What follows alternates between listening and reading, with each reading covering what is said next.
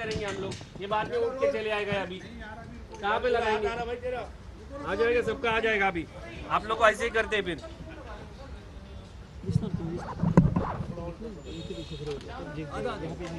आले का सगळे रोलिंग। देवदत्त कामतांचा आजचा युक्तिवाद, तुमच्या पक्षाचा पूर्ण युक्तिवाद आज संपलेला आहे। कामतांनी पाऊण तास युक्तिवाद कोर्टामध्ये केला। आज कामत साहेबांनी अतिशय उत्तम युक्तिवाद केला, म्हणजे कळस चढवला त्या युक्तिवादाचा। त्यातला पहिली गोष्ट अशी होती की परवा माननीय सर्वोच्च न्यायालयाने विचारलं होतं आम्हाला असा निर्णय घेता येईल का कालावधी लोटल्यानंतरचा, आणि म्हणून त्यांनी असंख्य उदाहरणं दिली। म्हणजे केरळाच्या कोर्टाचं दिलं, उत्तर प्रदेश दिलं, हरियाणा दिलं, अनेक कोर्टांमध्ये हायकोर्टांची उदाहरणं दिली, आणि मग सुप्रीम कोर्टचं पण एक शेवटचं एक उदाहरण दिलं लेटेस्ट पण कलकत्ता कोर्टाचं दिलं की अशा पद्धतीनं जरी कालावधी इन प्रिन्सिपल म्हणजे ज्याला आपण म्हणू त्यांना डिस्क्वालिफाय करता येतं हे त्यांनी आज फार ठासून सांगितलं। आणि मला वाटतं कोर्टाला या संदर्भातलं त्यांनी अशी अनेक उदाहरणं दिल्यामुळे कोर्ट प्रभावित झालं असेल तर आनंद आहे असं मला वाटतं। त्याच्या पलीकडचं आणखीन एक गोष्ट त्यांनी सांगितलं की मग त्यांनी सिम्बलच्या बद्दल विषय केला आमच्या निशाणीच्या संदर्भातला, आणि मग निशाणीच्या संदर्भात तुम्हाला मला वाटतं मी पण अनेकदा बोललोय की पक्ष आणखीन हा सतत विषय येतोय, लेजिस्लेटिव्ह पार्टी आणि पॉलिटिकल पार्टी, आणि या संदर्भात त्यांनी शेवटी उदाहरण दिलं माझ्यासोबतचा माणूस जर गेला तर तो पक्षाचा मुख्य होऊ शकतो का, आणि जर तुम्हाला तर पक्षांतर्गत त्यांनी हा वाद घातला असं आणि मागणी केली आणि त्यांना जर तिथं संविधानात्मक जर कारवाई करता नाही आली असती किंवा मला संधीच दिली नाही, मी पण एक उमेदवाराचा फॉर्म भरला होता, मला अध्यक्ष व्हायचं होतं, असं काही असतं तर गोष्ट वेगळी आहे। असं काहीच घडलं नाही, आणि मग पुन्हा त्या संदर्भात सुद्धा अनेक उदाहरणं दिली त्यांनी। म्हणजे अगदी पुन्हा तो यांचा उल्लेख येत राहतो, आपल्या सादिक अलीचा केस होतो, मग सुभाष देसाई साहेबांच्या केसचा सुद्धा उल्लेख येत राहतो, आणि मग राणा हे ते 2-3 केसेस सतत येत राहतात उल्लेख।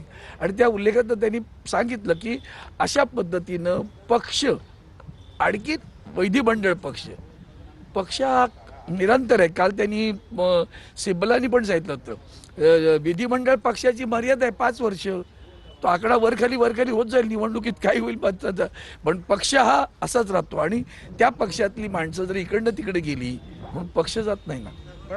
विधानसभा गेले, विधानसभेचे सदस्य गेले पण पक्ष गेला असं होत नाही, आणि ते त्यांनी मांडलेलं आहे। आता यानंतर सुप्रीम कोर्टाला सुद्धा अशा पद्धतीचा न्याय देता येईल, पुन्हा इलेक्शन कमिशनकडे नको असं त्यांनी स्पष्ट सांगितलं। आम्ही त्याच्याच विरोधात तुमच्याकडे आलेलो आहोत। इलेक्शन कमिशनकडे पुन्हा कुठे चुकून जर विचार आला तर त्याच्याकडे पाठवून येतात, मात्र तू तिकडे पाठवू नये असा निर्णय घेण्याचा असा निर्णय घेण्याचा अधिकार हा सर्वोच्च न्यायालयाला आहे हे त्यांनी त्याच्याकडे सांगितलं। पण कामत यांनी असंही म्हटलं, हा मुद्दा सांगितला गेला की निर्णय हा आमदार अपात्रतेच्या अनुषंगाने घ्यायचा आहे, कारण तो मुद्दा सगळ्यात खरंच खरं आहे ना। ते मला वाटतं मी अनेकदा त्यांनी सांगितलं ना, हा पाया आहे ना। एकदा जर तो पायाच घडला, अपात्र झालं, मग पक्षाचा विषयच येत नाही ना पुढचा, मग चिन्ह देणार नाव देणार विषय देणार नाही, म्हणून ते अपात्र व्हायला हवेत, आणि ते अपात्र करू शकता।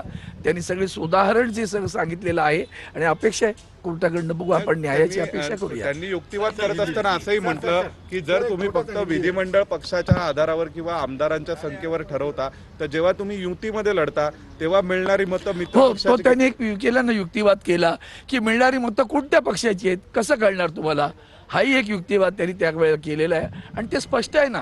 म्हणजे जर तुम्ही असं कारण इलेक्शन कमिशनच्या डोक्यात काहीतरी त्यावेळेला आलं होतं की एवढे आमदार आहेत म्हणून म्हणजे एवढी मतं आहेत, तर ही मतदार हा काही पक्षाचा कार्यकर्ता नसतो ना, तो पक्षाला मतं, आणि ते युतीत लढलेले असतात, तेव्हा ती मतं कोणाची हे ग्राह्य धरता येणार नाही असं त्यांनी त्यावेळेला सांगितलेलं आहे। महत्वाचं आहे ते लक्षात घ्या।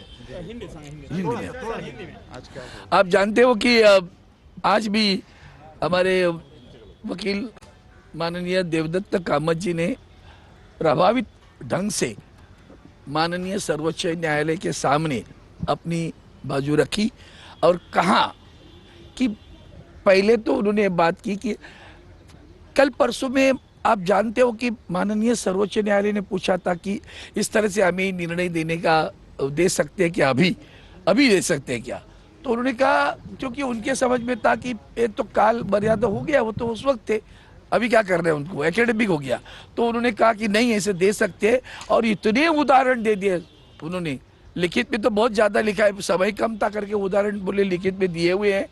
तो कर्नाटक हाईकोर्ट केरला हाईकोर्ट का दिया, उत्तर प्रदेश हाईकोर्ट का दिया, हरियाणा हाईकोर्ट का दिया, कलकत्ता हाईकोर्ट का दिया, बाद में सुप्रीम कोर्ट का भी एक निर्णय बता दिया।